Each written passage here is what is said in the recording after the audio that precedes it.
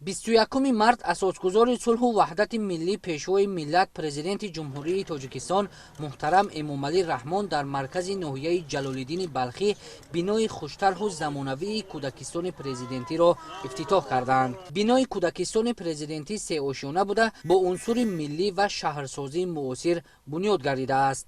муассисаи нави томактабӣ дар доираи сиёсати бунёдкоронаи роҳбарияти давлат ва ҳукумати ҷумҳурии тоҷикистон бо саҳми соҳибкори маҳаллӣ сохта шудааст.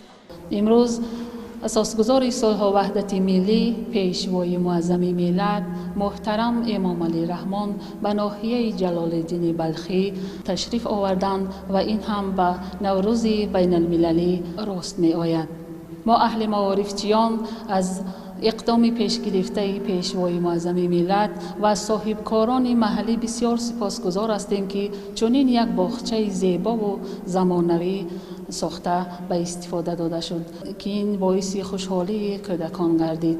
мо аҳли маорифчиён қудуми файзбори роҳбари давлатро ба ин макони шахсияти бузург Мавлоно Ҷалолиддини Балхӣ хайру мақдам мегӯем. дар кӯдакистон 330 нафар кӯдаки хуштолаи даврони соҳибистиқлол ба таълиму тарбия фаро гирифта мешавад. таълим дар муассисаи томактабӣ бо ду забон тоҷикӣ ва русӣ ба роҳ монда мешавад. шароити мусоиди муҳайё гардида, ки ба стандартҳои байналмилалӣ мутобиқ гардонда шудааст, имконият медиҳад, ки кӯдакон шурӯъ аз зинаи аввали таҳсилот бо бартариятҳо ба таълиму тарбия фаро гирифта шаванд. мо кормандони кӯдакистони президентӣ миннатдории худро пеш аз ҳама ба асосгузори сулҳу ваҳдати миллӣ, пешвои миллат, президенти ҷумҳурии тоҷикистон муҳтарам Эмомалӣ Раҳмон ва инчунин ба соҳибкорони саховатманди ноҳия расониданием, ки чунин шароити мусоидро барои фарзандони мо фароҳам сохтанд. мо мураббиён кӯдаконро бо истифода аз чунин шароити мусоид дар роҳияи хештаншиносӣ тарбият менамоем. мувофиқи лоиҳа, муассисаи томактабӣ аз синфхонаҳои муҷаҳҳази дарсӣ, фароғатӣ ва дигар ҳуҷраҳо барои гузарондани машғулиятҳо, ҳуҷраҳои шустушӯй, инчунин толори варзишӣ ва дигар иншооти ёрирасон иборат мебошад.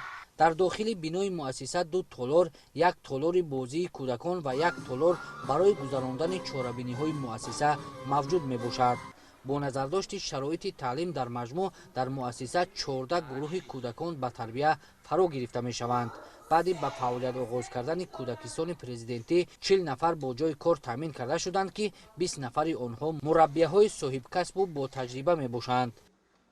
муассиса дорои шароити муосиру пешрафта буда имкон медиҳад, ки дониши зеҳнии кӯдакон аз синни хурдсолӣ тақвият дода шавад.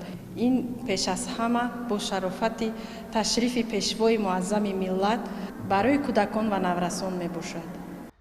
30 нафар сокини маҳаллӣ дар рафти корҳои сохтмонӣ барои бунёди бинои кӯдакистони президентӣ бо ҷойи кори муваққатӣ таъмин карда шуданд. пешвои миллат муҳтарам Эмомалӣ Раҳмон ҳангоми шиносоӣ бо шароити таълиму тарбия ва иҷрои босифати корҳои сохтмонӣ баҳои баланд дода, иқдоми соҳибкори маҳаллиро ҷиҳати бунёди чунин кӯдакистони замонавӣ қобили дастгирӣ арзёбӣ намуда, онро тӯҳфаи арзанда дар рӯзҳои таҷдиди ҷашни Наврӯзи ҷаҳонӣ барои сокинони ноҳияи Ҷалолиддини Балхӣ маънидод карданд. синфхонаҳои дарсӣ пурра бо мизу курсӣ, аёниятҳои дарсӣ ва лавозимоти зарурӣ муҷаҳҳаз гардонда шудаанд.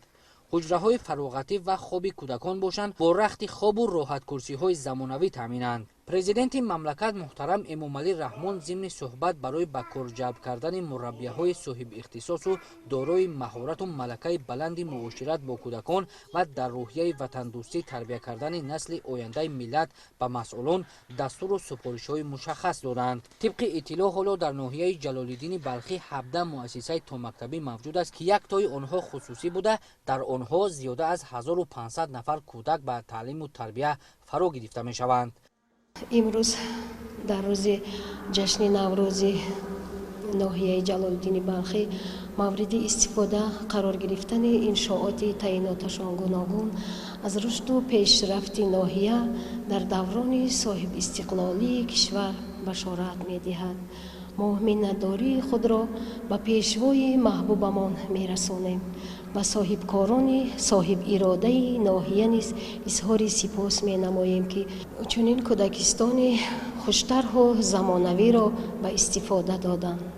бо тоҷикистон бо миллати соҳибтамаддун ва пешвои миллатам ифтихор мекунам.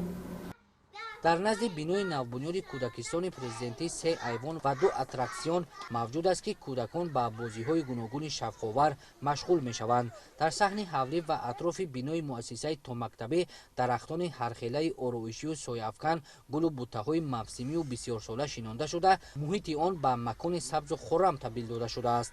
мавриди зикр аст ки дар ноҳияи ҷалолиддини балхӣ рушди бонизоми соҳаи маориф дар доираи дастгириҳои ҳамешагии давлат ва ҳукумати ҷумҳурии тоҷикистон ва амалӣ гардидани барномаҳои давлатӣ таъмин гардида, бо бунёди муассисаҳои нави таълимӣ, бахусус муассисаҳои томактабӣ, кӯдакон бештар ба зинаи таҳсилоти томактабӣ фаро гирифта мешаванд.